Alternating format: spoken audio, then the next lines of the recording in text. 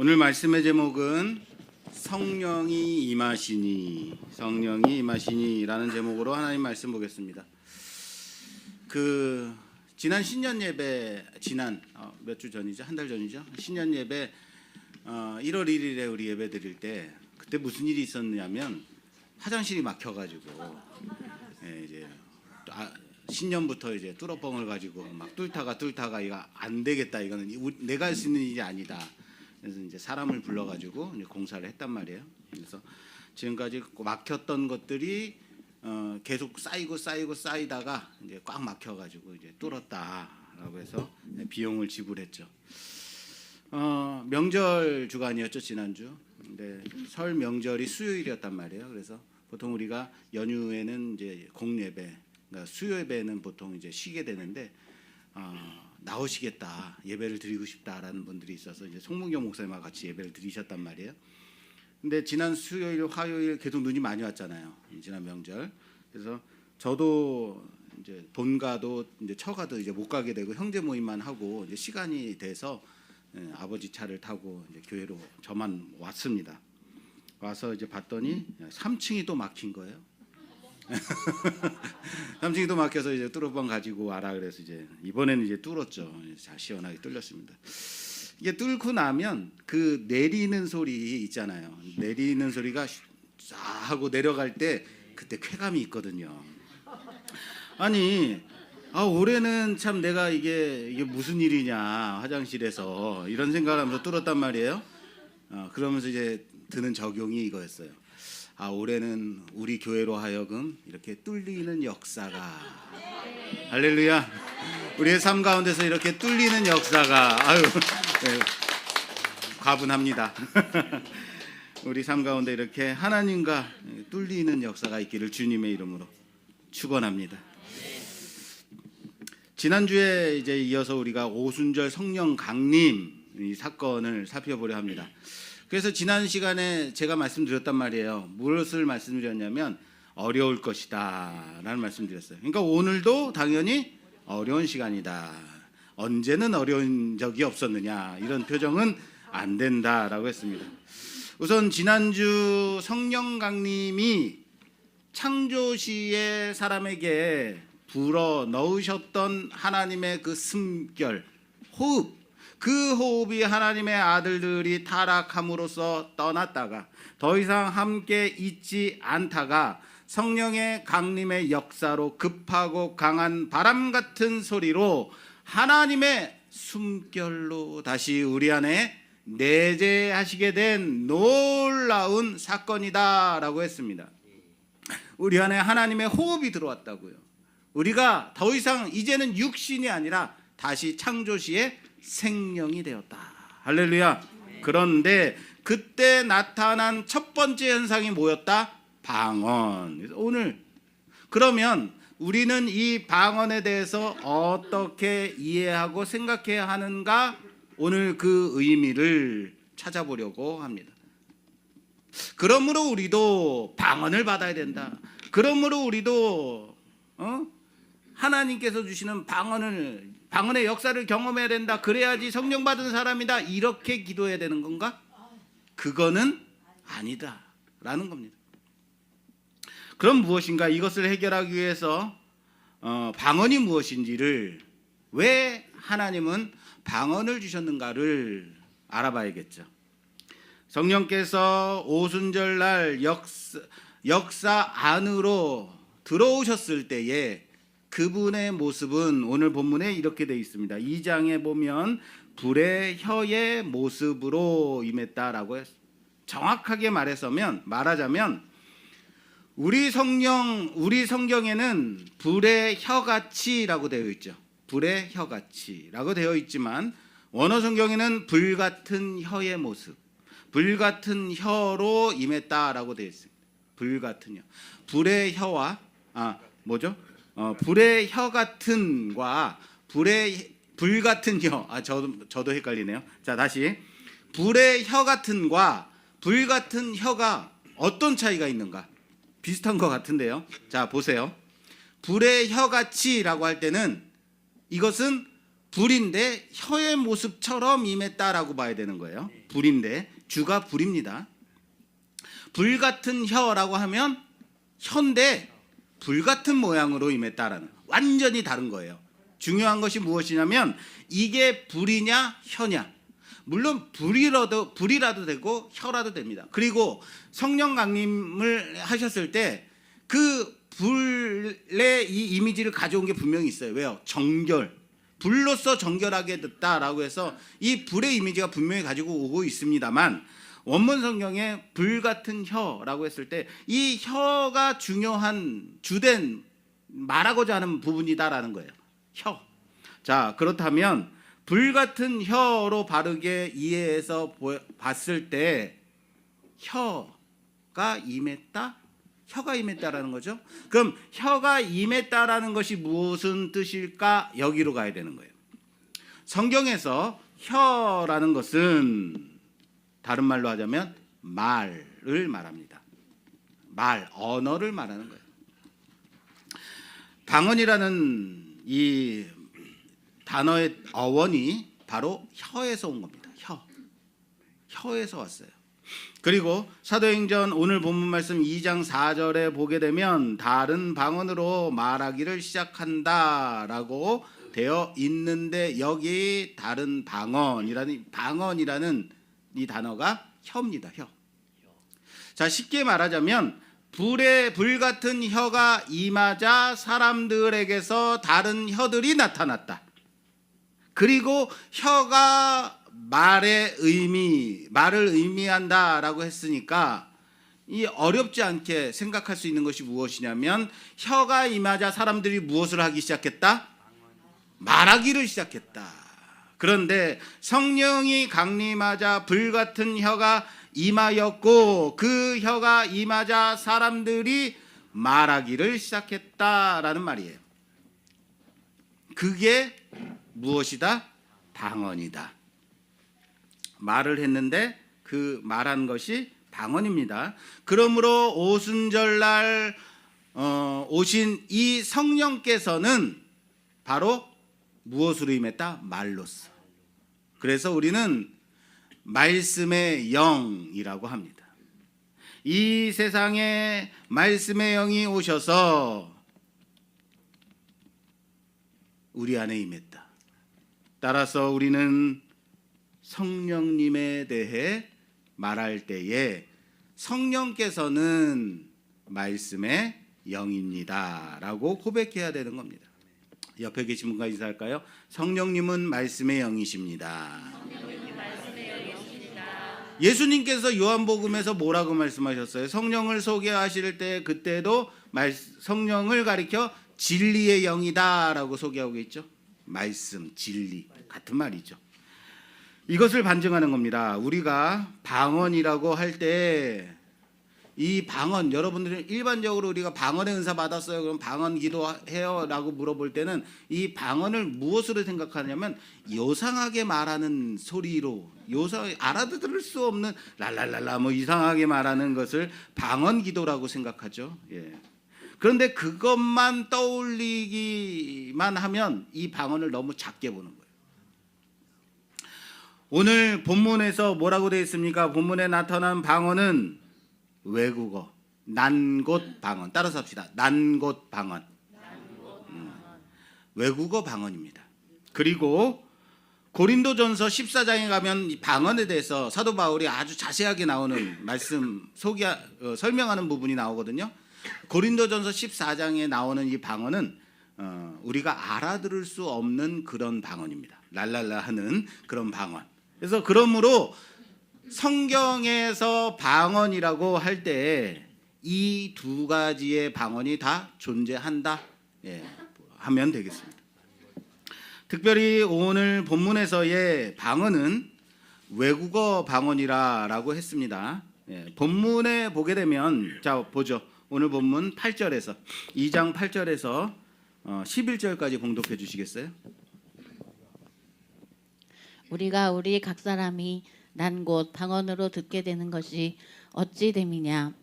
우리는 바데인과 메데인과 엘람인과 또 메소포다미아, 유대와 갑바도기아, 본도와 아시아, 부르기아와 밤빌리아, 애굽과 및 구레네에 가까운 리비아 여러 지방에 사는 사람들과 로마로부터 온 나그네 곧 유대인과 유대교에 들어온 사람들과 그레데인과 아라비아인들이라. 우리가 다 우리의 각 언어로 하나님의 큰 일을 말함을 듣는도다 하고. 아멘. 자, 여기 우리가 각 사람이 난 곳 방언으로 듣게 되는 것이라고 하고 있죠. 네.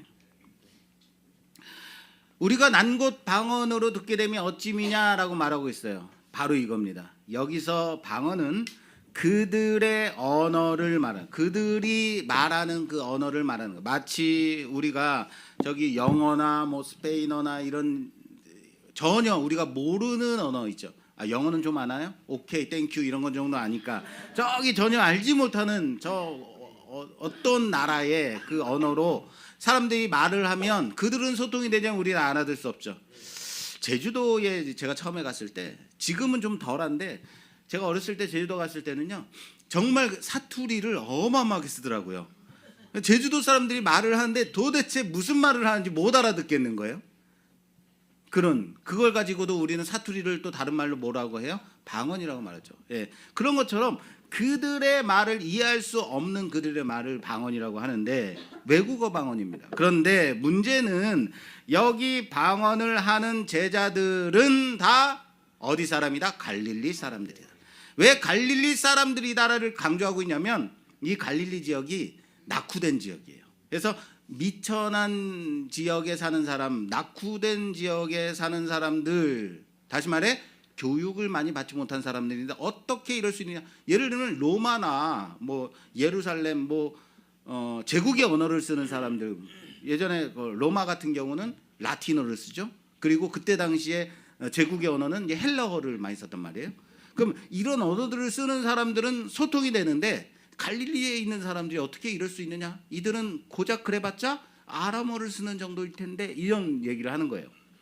그래서 더 놀라는 겁니다. 이들이 갈릴리인인데 여기 바데, 메데, 엘람, 메소포타미아, 유대, 갑바도기아, 본도, 아시아, 부르기아, 그리고 밤빌라, 애굽, 구레네, 리비아, 로마, 그레데, 아라비아 이렇게 여러 나라들이 거명되고 있죠. 이 사람들이 이곳에서 왔다는 거예요.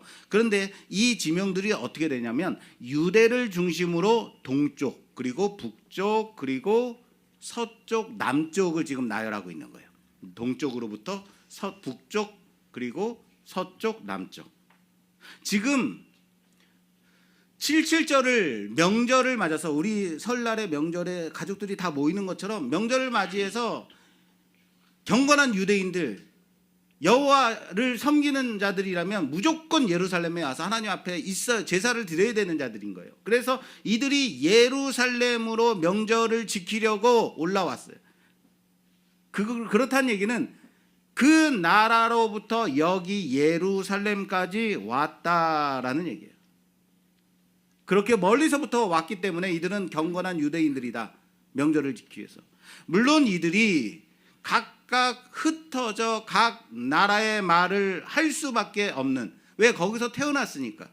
그 나라의 말밖에는 이제는 아람어를 잊어버리고 자기 본연의 말들을 잊어버리고 살고 있지만 그런 신세가 되었지만 이들은 유대교의 그 신앙, 여호와를 섬기는 경건한 유대인들이었다. 여기서 명절을 지키고 나면 다시 어디로 가겠어요? 자기의 난 곳, 그 나라로 돌아가야 하는 자들이다라는 거예요. 그런데 자신들의 언어로 이 놀라운 일들을 듣고 있는 겁니다. 오늘 이 놀라운 이 큰 일을 듣고 있는 겁니다. 그럼 이들이 보고 들은 것을 어떻게 할 거예요? 자기 고향으로, 자기가 난 곳으로 돌아가게 되면 가서, 그렇죠, 무엇을 할까요? 그겁니다. 가서 야, 내가 이번에 예루살렘에 갔는데 이런 일이 있었어. 내가 무엇을 들었는지 알아? 하고 그 놀라운 일을 말하겠죠. 그런데 여러분 기억하십시오. 이 놀라운 일은 놀라운 현상만이 아니라는 겁니다. 뭐라고요? 놀라운 현상만이 아니에요. 내가 얼마나 놀라운 일을 봤는지 알아가 아니에요. 놀라운 일을 들은 겁니다. 너희는 예루살렘과 온 유대와 사마리아와 땅끝까지 이르러 내 증인이 되리라 라고 예수님께서 명령하신 그 명령, 성령의 강림의 역사를 통해서 온 지역으로, 온 나라로 각처로 이 말씀이 전해지기 시작했다. 그렇다면 왜 하나님은 성령을 보내시면서 가장 제일 먼저 행하신 것이 방언일까? 왜 방언을 첫 번째로 보내셨을까? 첫 번째로 나타내셨을까? 그것도 무엇을요? 외국어, 난곳 방언을. 그것을 이해하기 위해서 우리는 먼저 왜 언어가 나뉘게 됐는가? 이 말은 무슨 말이에요? 처음에 언어는 하나였다. 언어가 하나였는데 왜 언어가 나뉘게 되었는가? 그것을 정확히 말해서 왜 언어가 혼잡하게 됐는가를 봐야 됩니다. 이 말씀이 창세기 11장에 있습니다. 창세기 11장 찾아볼게요. 창세기 11장. 이때 세상의 언어가 하나일 때였습니다. 사람들이 모여서 시날 평지에서 성읍과 탑을 건설하기 시작합니다. 그 탑 꼭대기를 하늘에 닿게 하여서 우리 이름을 세상에 내고 온 지면에서 흩어짐을 면하게 하자라고 바벨탑을 쌓은, 그것이 바벨탑이에요. 하나님은 사람들이 모여서 한 마음 한 뜻으로 무엇을 하는가 하늘에서 내려와서 보십니다. 이들이 하나님을 대적해서 탑을 쌓는 것을 보시면서 하시는 말씀이 창세기 11장 6절에서 9절 말씀까지, 6절에서 9절까지 봉독해 주세요. 여호와께서 이르시되 이 무리가 한 족속이요 언어도 하나이므로 이같이 시작하였으니 이후로는 그 하고자 하는 일을 막을 수 없으리로다. 자, 우리가 내려가서 거기서 그들의 언어를 혼잡하게 하여 그들이 서로 알아듣지 못하게 하자 하시고, 여호와께서 거기서 그들을 온 지면에 흩으셨으므로 그들이 그 도시를 건설하기를 그쳤더라. 그러므로 그 이름을 바벨이라 하니 이는 여호와께서 거기서 온 땅의 언어를 혼잡하게 하셨음이니라. 여호와께서 거기서 그들을 온 지면에 흩으셨더라. 아멘. 이 일만 아니었으면 우리는 괜히 뭐 제2외국어, 뭐 제3외국어 이거 배울 필요가 없었는데 말이에요. 예, 그렇습니다. 하나님은 사람들의 언어를 혼잡케 하셨습니다. 사람들이 흩어지도록 하셨습니다. 그래서 언어가 나뉘어지게 되었고, 사람들은 사방으로 뿔뿔이 흩어짐을 당하게 되었습니다. 스스로 탑을 쌓아서 하나님만큼 높아질 수 있다고, 하나님께 스스로 나아갈 수 있다고, 그 탑 꼭대기를 하늘에 닿아서 우리가 하나님께 나아가자라고 생각한 사람들의 그 생각은 바로 세상의 마인드인 겁니다. 세상에서 그렇게 생각한다고요. 그게 바로 불교나 도교나 다른 종교들, 기독교가 아닌 다른 종교들에서 말하는, 강조하는 바죠. 뭐요? 스스로 신의 경지에 이를 수 있다. 와, 이 사람 신의 경지에 이르렀네. 야, 이 사람 도 같았네, 이러죠. 그게 뭐예요? 신이 되었다. 하나님이 되었구나. 스스로 신이 될 수 있다. 그러나 하나님의 뜻은 너희는 결코 스스로 나에게로 나올 수 없다. 그래서 내가 너희에게 내려오겠다. 그게 예수 그리스도 십자가인 거죠. 그래서 하나님의 심판으로 혼잡케 하셔서 언어가 나뉘어지게 된 것입니다. 그런데 오늘 본문으로 다시 돌아와서 하나님의 심판으로 나뉘어졌던 그 언어가 하나님의 성령이 강림하시자 이제 어떻게 됐어요? 뿔뿔이 흩어졌던 사람들이 모두 다 자신들의 언어, 난곳 방언으로 듣게 되었다는 사실을 믿으시길 바랍니다. 놀라운 일이죠. 그게 최초의 방언입니다. 그럼 여기서 심판으로 인해서 혼잡게 된 그 언어를 성령의 강림으로 인해서 다시 하나의 언어로 회복시킨 것이 방언이구나라고 알게 되죠. 그렇습니다. 혼잡게 되었던 언어가 방언으로서 하나가 되었습니다. 하나님의 심판으로 막혔던 그 언어가 이제 방언으로서 하나님과 소통이 되어지게 되었다라는 사실을 믿으시길 바랍니다. 뻥 뚫렸다고요. 무엇처럼요? 물론 여러분, 그렇다면 방언을 받았으면 우리도 지금 막 하나의 언어를 써야 되는데 언어가 완전히 하나로 회복된 것은 아닙니다. 그럼 지금 우리가 외국어를 굳이 배울 필요가 없게 되는 거죠. 오순절 성령 강림의 그 방언으로 각국의 언어를 이제 방언이라는 것을 통해서 이 방언이라는 하나된 언어가 각국의 사람들, 각국의 각 언어를 쓰는 사람들에게 어떻게 됐다? 복음이 들려지게 됐죠. 복음이 되었다라는 것을 보여주는 표징입니다. 시그널이에요. 사인이라고요. 이거는. 봐라, 언어가 통일되어서, 언어가 하나 되어서, 언어가 회복되어서 이제 이 놀라운 일이 모든 각 나라, 각 언어에게 들려지게 되는 것이 바로 복음이다. 방언의 기적은 단순한 언어의 회복이 아닙니다. 이방 세계로 복음이 확장되어지는 표징이라는 사실을 아시기를 바랍니다. 이렇게 나의 복음이 전파되어질 것이다. 무엇으로요? 그들의 언어로. 따라서 합시다. 그들의 언어로. 그렇습니다. 한 선교사가 아프리카의 한 부족에 갔다고 합니다. 그는 그들의 언어를 배우고자 매우 많이 애를 썼다고 합니다. 너무 어려워서 처음에는 너무너무 힘들어서 소통이 되지 않았습니다. 당연히 그랬겠죠. 하지만 그는 기도하며 계속 노력했다. 그리고 시간이 지나가면서 조금씩 그들의 언어를 이해하게 되었고 복음을 전할 수 있게 되었습니다. 이겁니다. 언어를 이해하게 되면 무엇을 이해하게 돼요? 그들을 이해하게 돼요. 언어를 알게 되면 그들을 이해하게 알게 된다라는 겁니다. 어느 날 마을에 한 노인이 선교사를 찾아왔습니다. 당신의 말이 우리의 말을 흉내내는 이상한 소리로 들렸습니다. 우리 귀에는 요상한 말처럼 그렇게 들렸습니다. 그런데 이제는 우리의 언어로 듣고 있습니다.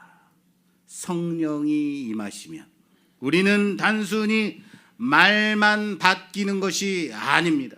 하나님의 큰 일을 전하는 도구가 되어진다는 사실을 믿으시길 바랍니다. 성령을 받은 사도 베드로가 오순절 성령을 받자 일어나서 설교를 시작합니다. 그 설교가 바로 요엘서 말씀을 인용해서 설교합니다. 오늘 본문 말씀 볼게요.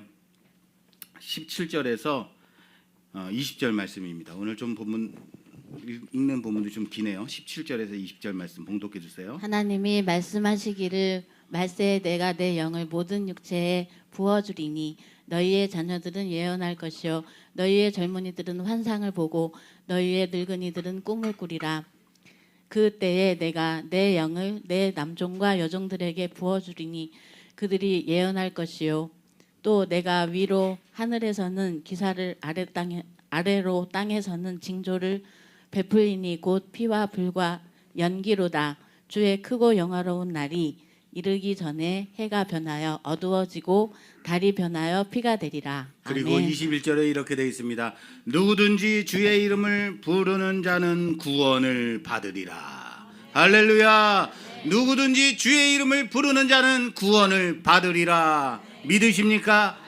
말세에 내가 내 영을 모든 육체에 부어주리니 너희 자녀들은 예언을 할 것이다. 너희 젊은이들은 환상을 볼 것이다. 너희 늙은이들은 꿈을 꿀 것이다. 우리가 지난 시간에 설교 마지막에 성령 강림이 이 요엘서 2장의 말씀을 응하게 하셨다라고 마무리했습니다. 기억하시죠? 어이구 감사합니다. 언제요? 그래. 자 그때 이 베드로가 인용한 요엘서 2장의 말씀을 가져왔다라는 거예요. 베드로가 인용한 이 요엘서의 말씀이 요엘서 그 자체의 말씀과 아주 미세한 차이가 있다는 것 아십니까?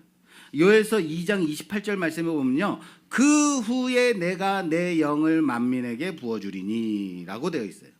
근데 오늘 말씀에 뭐라고 되어 있냐면, 베드로는 오늘 본문에서는 그 이후에로 되어 있지 않고 말세에라고 고쳐서 말하고 있어요. 다시 말해서 그 후에가 이제는 뭐가 됐다는 얘기예요? 말세가 됐다는 거예요. 이제 확실해졌다라는 얘기죠. 원어로는 이것을 날들의 끝, 날들의 끝에라고 되어 있습니다. 날의 마지막에. 그럼 여기까지 보면 하나님의 영이 임한 것은 요엘서에 하나님의 크고 두려운 날이 임하기 전에 일어날, 날들의 끝에 일어날 일들이다. 그것이 임했다라는 거죠. 그래서 사람들은 나이, 세대, 남녀노소를 물어나고 예언, 환상, 꿈을 꾸게 됩니다. 그래서 방언이 임한 것으로 우린 아하, 날들의 마지막이 도래했구나라고 그 날을 보게 되는 거예요. 아, 지금이 바로 그 날이구나 라는 것을 알게 되는 거예요. 그렇지만 한 가지, 여기서 강조하고 싶은 게 무엇이냐면 날들의 끝, 말세라는 개념을 단지 세상의 끝이라고 말하기보다 이제 우리는 무엇이라고 말하고 싶냐면 예수님이 오심으로써 시작된 구원의 시대. 따라서 합시다.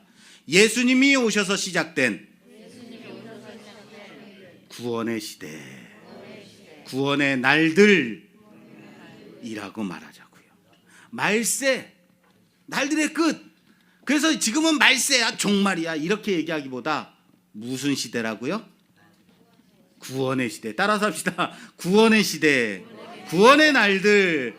우리에게 구원의 시대가 열렸음을 믿으시길 바랍니다. 예수 그리스도로 인해서 구원의 날들이 열렸다고요. 지금 우리는 그 구원의 시대를 살아가고 있습니다. 할렐루야. 우리 옆 사람과 인사합시다. 구원의 날이 열렸습니다. 여기 예언, 환상, 꿈 이런 모든 것들은 모두 다 하나님이 당신의 선지자나 예언자들에게 주시는 특별한 능력이에요. 특별한 은혜예요. 특별한 자들에게만 주신 거라고요. 하나님은 이것들이 당신의 선지자들에게 주셔서 선지 사역을 하게 하셨다고요. 선지 사역이라는 것이 무엇입니까? 무엇일까요? 선지자의 사역이 무엇일까요? 가장 중요한 하나님께서 자신의 뜻을 보여주시는 방편. 쉽게 말할게요. 구약시대 때는요, 선지자만 선지 사역의 도구로 사용되었어요. 그래서 앞니를 내다보거나 꿈을 꾸거나 환상을 보는 것들을 통해서 선지 사역들이 행해졌다라는 거예요. 지금도 여러분, 연초가 되니까 스마트폰에 자꾸 뭐가 와요. 올해 당신의 운세는 뭐 이런 것들이 이렇게 뜨는지 모르겠어요. 얼마 전에 안 떠요? 나만 이상한 거예요? 세상에. 평소에 내가 뭘 봤는지 오늘 들켜버렸습니다. 사람들이 연초가 되면 사주 보러 다니고 올해는 어떻게 좀 길할 건지 흉할 건지 뭐 이런 거 보러 다니잖아요. 권사님들까지도요. 목사만 그래요? 자, 좋습니다. 그러니까 여기 말씀된 구체적인 내용들은 모두 다 선지 사역을 말하기 위한 것들. 환상, 예언, 꿈 이런 것들은 다 선지 사역을 위해서 하는 거예요. 그리고 이 각각의 선지 사역들은 내 영을 만민에게 부어 주리니의 결과로 나타난 일들. 성령의 강림과 선지 사역의 연결점이 바로 여기 있는 겁니다. 누가 언급되고 있어요? 자녀들, 늙은이들, 젊은이들, 남종과 여종들. 이들이 바로 다 누구냐면 모든 사람들. 이 요엘서가 말씀하고 있는 그날이 이르면 무슨 일이 일어나는가? 모든 사람들이 환상, 꿈, 예언을 한다. 무슨 말이에요? 선지 사역을 하게 되는 것이다. 그거 말하는 거예요. 그럼 딱 떠오르는 말씀이 있어요. 아, 모든 사람이 선지자가 되는 거구나. 모든 사람들이 뭐가 된다? 선지자가 되는구나 하면 딱 떠오르는 말씀이 있어요. 뭐죠? 민수기 11장. 광야에서 매일같이 만나만 먹고 있는 이스라엘은 우리는 맨날 이 만나밖에는 먹을 것이 없다. 과자도 주고 떡도 주고 뭐 그랬으면 좋겠는데 만나밖에 없다고 원망을 하기 시작합니다. 이 사건이 나와요. 민수기 11장 볼게요. 모세가 이것을 참다 도저히 못 견디겠어. 하나님 앞에 나아갑니다. 하나님, 이 수많은 백성들을 내가 낳습니까? 얘네들이 내 자식들입니까? 내가 왜 이 원망을 다 들어야 됩니까? 내가 이들을 낳기라도 했으면 모르지만요. 그래서 하나님께 한탄을 늘어놓습니다. 그랬더니 하나님은 모세로 70장로를 세우게 합니다. 70장로. 자, 민수기 11장 16절에서 17절 말씀 봉독해 주시겠어요? 여호와께서 모세에게 이르시되 이스라엘 노인 중에 내가 알기로 백성의 장로와 지도자가 될 만한 자 70명을 모아 내게 데리고 와 회막에 이르러 거기서 너와 함께 서게 하라. 내가 강림하여 거기서 너와 말하고 내게 임한 영을 그들에게도 임하게 하리니 그들은 너와 함께 백성의 짐을 담당하고 너 혼자 담당하지 아니하리라. 아멘. 아멘. 자, 모세와 함께 이 막중한 사역을 감당케 할 자들 70장로. 모세가 이 70장로를 데려다가 회막 앞에 하나님의 성막 앞에 세웁니다. 그때 하나님의 영이 이들에게 임합니다. 그리고 25절에 여호와께서 구름 가운데 강림하사 모세에게 말씀하시고 그에게 임한 영을 70장로에게도 임하게 하시니 영이 임하신 때에 그들이 예언을 하다가 다시는 하지 아니하더라. 그들이 무엇을 했다고요? 예언이에요. 이스라엘의 대표자라고 할 수 있는 이 70장로들에게 모세에게 임했던 그 성령과 똑같은 영이 임하자 그들이 무엇을 했습니까? 일제히 예언을 했습니다. 다른 말로 할까요? 그들이 모두 다 선지자의 역사를 했다. 선지자의 역할을 했다. 선지자의 사역을 했다. 그게 예언입니다. 그런데 그 중에 자기 장막에서 나오지 않고 있던 두 사람이 있었습니다. 그런데 이들 또한 예언을 했습니다. 다른 말로 해서 방언을 한 겁니다. 그들도 예언을 합니다.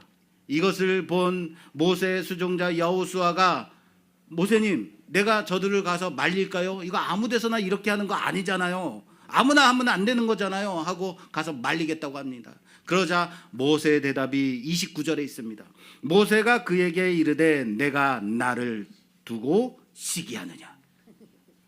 여호와께서 그의 영을 그의 모든 백성에게 주사 다 선지자가 되게 하시기를 원하노라. 할렐루야.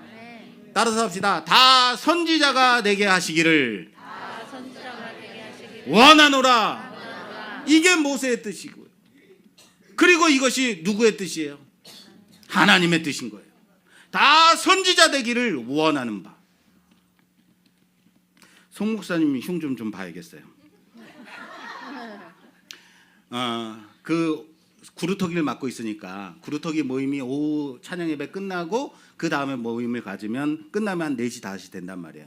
그 다음이 되면 이제 출출해지니까 구루터기 끝나고 나면 이제 이것저것 많이 뭘 시켜 먹거나 사다 먹어요. 먹는 거 좋아하시는 분들은 구루터기에 오시면 됩니다. 예, 거의 뭐 2주 이렇게 거의 한 달에 한 2-3번 먹는 것 같아요. 오늘은 뭐 먹을 거예요? 그 몇 주 전으로 기억하는데 그날은 좀 몇 사람 없었어요. 한 6명 정도 나와 있었나? 근데 이제 출출하니까 탕수육하고 치킨을 시켰습니다라고 말하더라고요. 그런데 탕수육하고 치킨 한 마리면 너무 부족할 것 같은데 그래서 제가 말했어요. 나도 먹을 거니까 좀 더 시켜주세요. 그래서 치킨 한 마리 더 시켜요라고 이제 알리 씨한테 시켰거든요. 그리고는 이제 탕수육하고 치킨이 왔는데 탕수육 대짜가 3개가 온 거예요. 그리고 치킨이 2마리가 온 거예요. 사람은 몇 사람인데?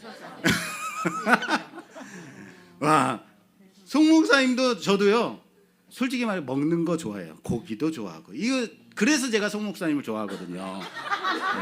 그런데 그래서 그런지 몰라도 아마 이런 생각 갖고 있나. 모든 사람이 나와 같기를 원하노라. 그래서 그런가?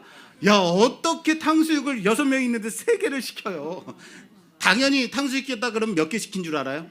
하나 시킨 줄 알죠. 그래서 그 주간 내내 탕수육을 먹었다는 겁니다.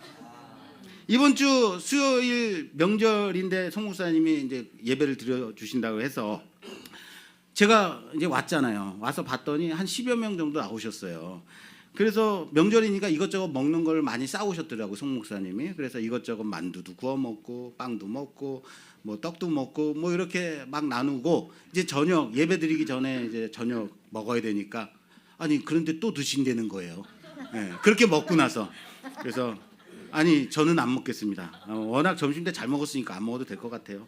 이렇게 얘기했는데 그래도 먹어야 돼요 하고는 컵라면에다가 밥을 말아 먹자고 햇반을 시켰는데 알리 씨한테 햇반 좀 사와 하고 전화를 하더라고요. 몇 개 시켰는지 아세요? 20개를 사오래요. 10명이 나왔는데 20개. 한 사람당 3개. 안 먹는 사람도 있으니까. 그래서 제가 아니 목사님 그러시면 안 돼요. 어서 줄이세요. 안 돼요. 그렇게 안 먹어요. 예. 남았죠. 모든 사람이 나와 같기를 원하노라. 뭐 이런 마인드인 것 같아요 보면. 예. 말렸기에 줄였으니까 망정이지 20개 나왔으면 우리 오늘 점심에도 햇반을 먹어야 됩니다. 확실히 송 목사님은 먹는데 진심이에요. 저와 같이. 자, 나와 같기를 원하노라 하다가 지금 흉을 받습니다. 예. 자, 모세가 다 선지자 되기를 원하노라라고 했죠.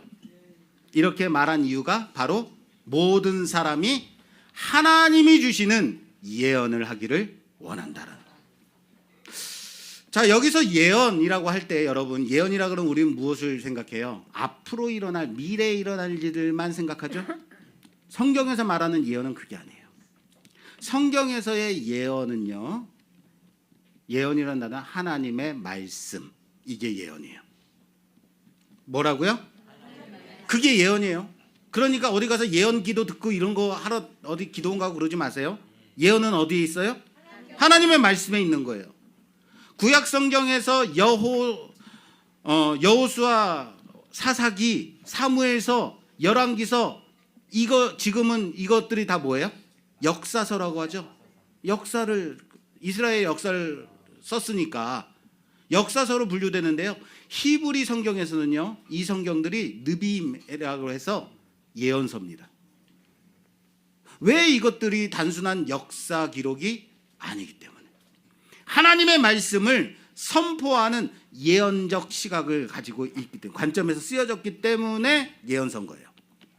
히브리적 사관에서 역사는 단순한 사건의 기록이 아닙니다. 하나님의 뜻과 개입이 해석되는 과정, 하나님의 말씀이 선포되어지는 것. 쉽게 말해서 예언에는 과거에 이미 이루어진 예언과 현재 이루어지고 있는 예언과 앞으로 이루어질 예언 다 시제가 다를 뿐이지 한마디로 요약하자면 하나님의 선포된 말씀. 이것을 뭐라고요? 예언. 모든 이들에게 하나님의 말씀이 임하게 되어서 모든 사람들이 선지 사역을 하게 되는 것, 모세는 그것을 꿈꿨습니다.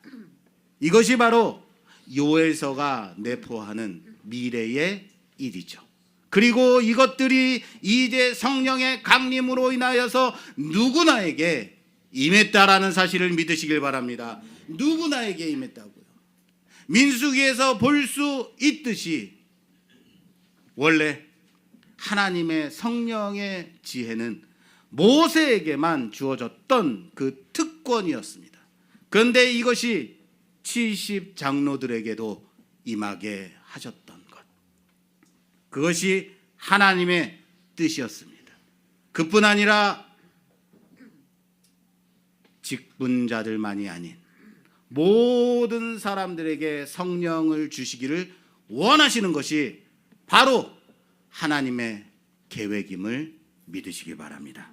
그것이 요엘서에서 말씀하는 내 영이 모든 육체에게 부어주겠다. 그야말로 성령님께서 특정한 사람에게만이 아닌 모든 사람들에게 주어지는 시대, 그것이 도래한 것입니다. 요엘서는 말씀하고 그것을 말씀하고 있는 겁니다. 그리고 그것이 성령 강림으로 모든 제자들에게 임했고 그것이 방언이라는 은사로 나타났습니다. 자, 그러면 여기서 하나된 언어, 방언을 통해서 하나님은 무엇을 말씀하기를 원하셨을까요? 그게 오늘 본문 말씀 11절 말씀입니다. 하반부에 이렇게 되어 있습니다. 그들이 방언을 듣고 자신들의 각국에서 난 그 방언으로 듣고 하는 말이 우리가 다 우리의 각 언어로 하나님의 큰 일을 말함을 듣는도다. 할렐루야. 따라서 합시다. 우리가 각 언어로 하나님의 큰 일을 말함을 듣는도다. 그들이 지금 방언으로 무엇을 했다고요? 하나님의 큰 일을 말하고 있는 겁니다. 그리고 그것을 듣는 겁니다. 하나님의 큰 일을 말함입니다. 그러므로 이 하나님의 큰 일이 무엇일까? 여기에 관심을 가져야죠. 오늘 시간이 많이 가서 오늘 여기까지만 하고 다음 주에 나머지에 대해서 좀 이어서 하도록 하겠습니다. 자, 하나님의 큰 일은 무엇일까요? 이것만 정리하고 말씀을 맺겠습니다.